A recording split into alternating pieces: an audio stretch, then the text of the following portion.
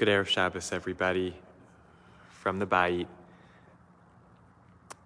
On this Shabbat Parashat Vaera, as we approach 100 days, 100 days of trauma and grief, 100 days of preparing for and engaging in war, 100 days of crying out and longing and advocating for the return of our hostages, each and every one. As we approach 100 days, I'm reflecting on a moment from this week's parasha. Moshe is charged by God to go out and meet Paro on the banks of the Nile, on the brink of the very first plague. There have already been give and takes and back and forths between Moshe and Aaron and Paro, already pleas for the release of the Jewish people. Let my people go. And already Paro has not answered. And Moshe meets him, and God tells him, go out and see Paro on the banks of the Nile, and tell him, let my people go, velo shamata ad ko. And you, Paro, you haven't listened all the way already up until now. And Rashi says the plain sense of the meaning is just that. We've already had signs and wonders. We've already pleaded with you and demanded the release of the Jewish people, and you haven't listened already all this time until this point. And therefore, the psukim continue. God charges Moshe to introduce to Paro the plagues. Therefore, this Nile will turn to blood. But Rashi cites a midrash. Lo shamata ad ko, you haven't listened until now, says the midrash, and you know what? You're not going to listen all the way until we get to the word ko.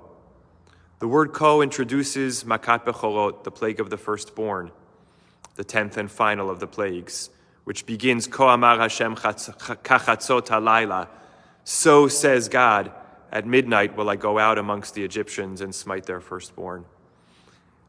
And midrashically, the text is saying that Moshe, maybe he didn't even know what he was saying to Paro, but he was saying, you haven't listened, and you're not going to listen until it gets all the way to Ko, 9-10 plagues from now, until there's been so much suffering, you still won't listen.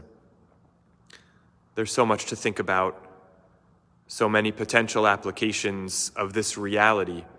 But the question I'm thinking about is, if somewhere deep down the midrash actually penetrates Moshe's brain, if from everything God has already told him and everything he's already experienced with Paro, he knows that Paro won't listen all the way until Ko, until the 10th plague, why does he keep going?